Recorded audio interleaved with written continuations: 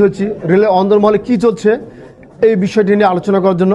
আপনারা জানেন যে রেলে ভয়াবহ ইঞ্জিন সংকট রয়েছে, 70টি লোকোমোটিভ ক্রয় প্রকল্প বাতিল হয়েছে এবং 30টি লোকোমোটিভ ক্রয় প্রকল্প বাতিলের জন্য স্কেল লোডকে নিয়ে বিতর্ক সৃষ্টি করা হচ্ছে এবং রেলকে ব্যর্থ প্রমাণে সক্রিয় একটি গোষ্ঠী রয়েছে, জনবল সংকট রয়েছে, ঘন ঘন ইঞ্জিন ফেল হচ্ছে এবং ট্রেন দুর্ঘটনা হচ্ছে। পাশাপাশি রেলের সর্বোচ্চ পথ ঘিরে চলছে নোংরা প্রতিযোগিতা। রেলের নিয়োগ বিধি গত 6 বছরেও সংশোধন হয়নি এবং পাশাপাশি রেল অ্যাক্ট 1890 বাতিল করে নতুন আইন 26 করার যে প্রক্রিয়া চলছে, এই সমস্ত বিষয় নিয়ে আপনাদের আলোচনা আসছি। আপনারা জানেন ইঞ্জিন সংকটের কারণে আজকে রেল কিন্তু চরম বিপর্যয়ের মুখে চলে গেছে এবং রেল কিন্তু প্রায় ব্যর্থর পথে।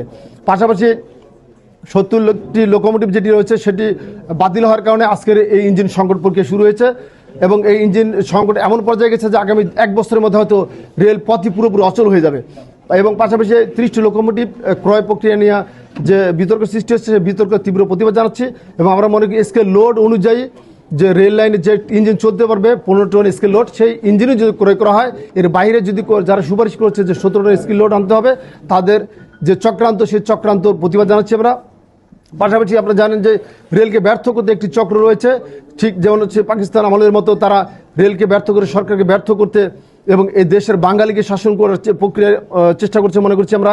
সেখানে আমরা হচ্ছে যে এই সুপ্তগুপ্ত বাহিনী রেলকে ব্যর্থ করে সরকারকে ব্যর্থ করার জন্য ইঞ্জিন সংকট সৃষ্টি করছে এবং ইঞ্জিন বিদেশ থেকে আনার যে প্রক্রিয়া এর বিরোধিতা করছে আমরা মনে করি।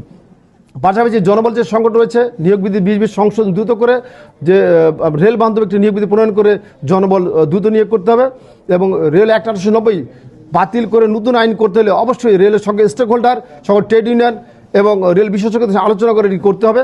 অন্যথায় এর বিরুদ্ধে রেলের পোস্টাল সোসাইটি অতীতের মতো রেলের নিয়োগ বিধি 20 সংশোধনের জন্য ঠিক যেভাবে হাইকোর্টে মামলা করছে, ঠিক রেল আইন 2026 যদি দুর্নীতি বৃদ্ধি করার জন্য করা হয় তার ব্যাপারে রেল প্রশাসন আইনগত পদক্ষেপ গ্রহণ করবে।